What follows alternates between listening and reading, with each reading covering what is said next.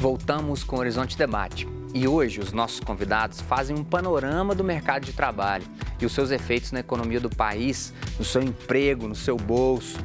Fabrício, no final do primeiro bloco, a gente estendia um raciocínio que havia começado com o Daniel sobre esse empresário colocar dinheiro para investir. É preciso fazer isso, né, para melhorar o emprego da Jaqueline, que nos perguntou agora com relação à qualidade do trabalho.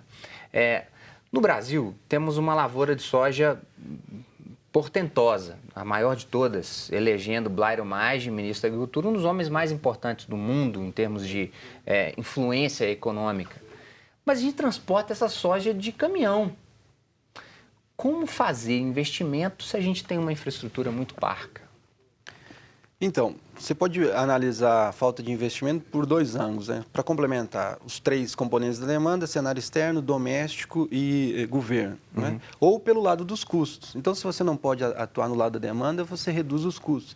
E o problema é que o custo no Brasil é muito alto, inclusive de infraestrutura. Então, você poderia fazer, né, políticas nesse sentido, de reduzir o custo do Brasil, que é o custo com burocracia, com uma série de coisas desnecessárias comparado aos outros países, ou mesmo em infraestrutura. O problema é que o Estado brasileiro hoje tem problemas de caixa, né, de déficit. Você não tem dinheiro para fazer isso.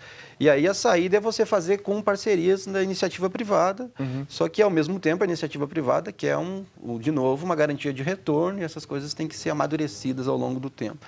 Então, assim, você pode atuar reduzindo custos ou garantindo demanda. O Estado, que é o gasto, do lado ele não consegue gastar porque não tem receita e não consegue fazer as políticas de redução de custo. Mas tem outras coisas que ele pode fazer, que é inclusive de desburocratizar esse cenário econômico com o qual o empresário trabalha. Sim. Pamela, eu vou começar contigo de novo, pergunta do telespectador. A Júnia, lá do bairro Cidade Nova. Júnia, obrigado pela sua participação. Nos pergunta, está desempregada há 1 ano e ela pergunta o que fazer. Investe a economia que ela tem em um negócio. Eu acho que é legal, a Júnia já introduziu o assunto, né, da sequência daqui do programa, que é a questão da informalidade, da formalidade ou da informalidade. Pamela, investe no negócio, já que ela está parada há tanto tempo, ou ela continua procurando trabalho? Olha, obrigado, Júnia. Júnia, obrigada pela pergunta.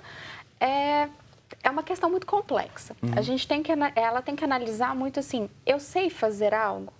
E o que eu sei fazer tem demanda? Então, assim, vamos pensar. A gente tem um grupo de pessoas desempregadas. Eu sei mexer com salão, né? Eu sou uma cabeleireira. No bairro que eu moro, tem muita gente trabalhando com salão. Como que tá? Qual que é o custo que eu tenho com isso? Eu tenho que gastar muito com material. Então, assim... Eu vou gastar muito num ponto, né? O ponto comercial. A alimentação vale muito isso, né? Eu vou atender em casa, eu vou atender a domicílio, eu tenho condições de fazer isso. Então, ela tem que analisar o que ela pretende fazer e se ela tem mercado para isso, porque senão ela pode perder o investimento dela. Mas não desistir de procurar o trabalho, ainda mais se ela tem uma qualificação, o mercado está aí. A gente entra numa crise e depois de uma crise a gente precisa voltar a consumir, então acaba que as empresas minimamente elas voltam a contratar. Sim. No pior dos cenários, alguma coisa vai surgir. Então, eu acho que ela deveria analisar esse ponto. Tem o mercado para isso, para ela não fazer um investimento e perder o dinheiro dela, mas também continuar na procura do Daniel, trabalho. Deixar esse dinheiro no banco é uma boa hoje com esse juro de 6,5%? Não, eu acho que banco já não é uma boa opção de investimento há muito tempo. Então, a gente pega a poupança aí rendendo 70% do CDI. Ela, historicamente, nos últimos 5 anos, ela não corrigiu nem a inflação. Então, a pessoa deixou lá o dinheiro durante 5 anos e não teve nem repôs o que ela perdeu de poder de compra. Então, já tem opções muito melhores, como títulos públicos do Tesouro Direto, que já são bem falados. Já tem empresas como a Monetos, por exemplo, que faz gestão de investimento para as pessoas. E tem a grande opção das corretoras, que muita gente já conhece, já está fazendo isso. Já tem até propaganda na televisão e muita gente indo para esse caminho. Desses bancos virtuais? Exatamente. Hoje, na mira dos grandes bancos, né? O Itaú querendo comprar a XP Investimentos, algo desse tipo. Exatamente. Vou seguir a pergunta da Júnia e a mesma coisa, assim. O que você acha dessa pessoa que hoje deixou de procurar emprego? E aí, assim, o sujeito que quando você deixa de procurar emprego, você não entra mais naquele índice do CAGED, ou seja, você desaparece. Significa que você está numa boa quando você deixa de procurar emprego, o que é um cenário horrível, porque é aquele sujeito que ele deixa de ser o desempregado para ser o desalentado, ele deixa de procurar aquilo. Sim. O que fazer no caso da Júnia, Daniel? O que você pensa? É a Júnia que quer empreender, não é isso? É isso. Ela coloca o dinheiro dela nesse novo investimento ou ela continua esperando para ver se o emprego acontece? Eu, particularmente, gosto muito do empreendedorismo. Eu acho que quando você trabalha num negócio que é seu, assim, você vai trabalhar com uma qualidade, com um nível de esforço muito maior. O que eu sugiro muito é, se a pessoa não tem experiência na área, como ela vai validar aquela ideia de um jeito simples.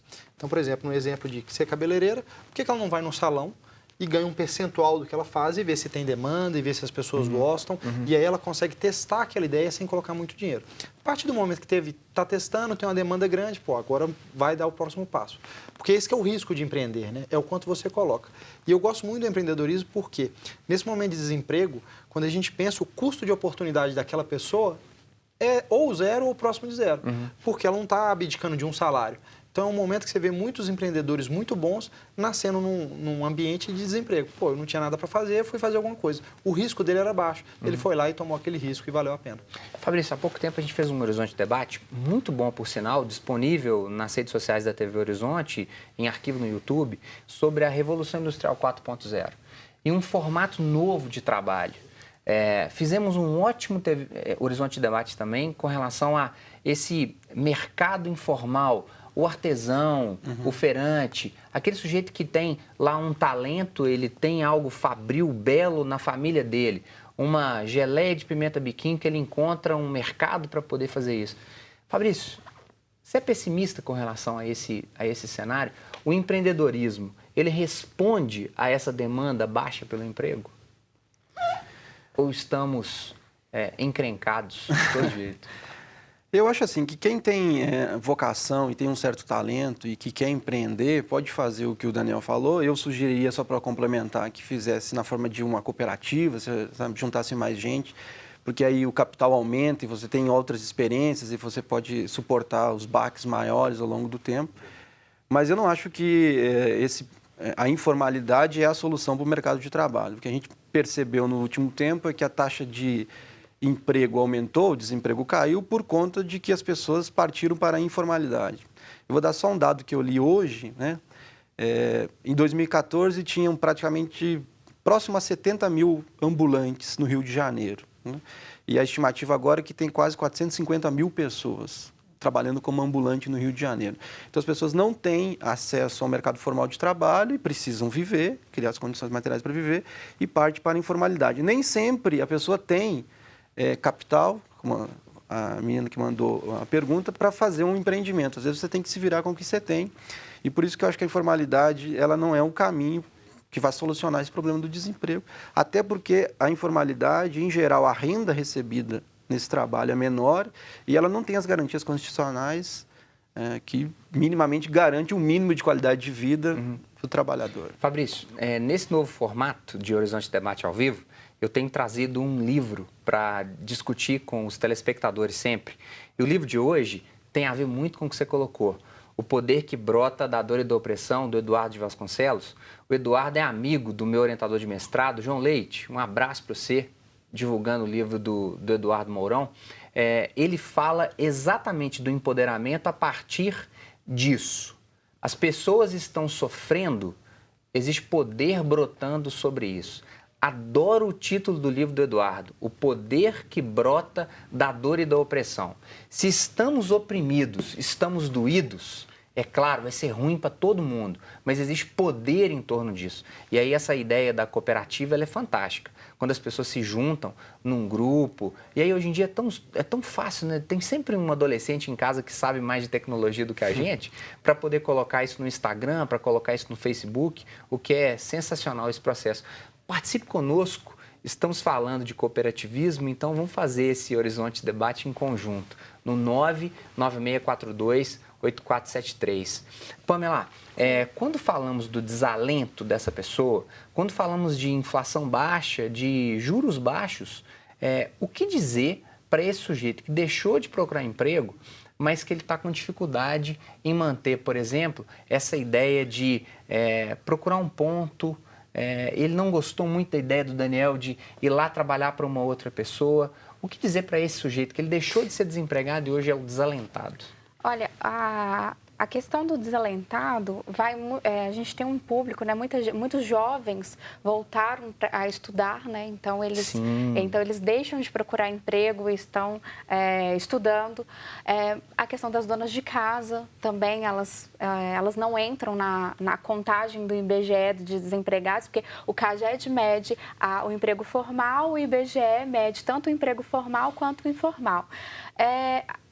A inflação baixa, ela é consequência por essa crise econômica, não necessariamente é um reflexo de de um movimento econômico, né, de um inflação baixa não significa que está tudo bem, né? Não significa. Ela, na verdade, é até um indicador que a gente não está tendo movimentação econômica.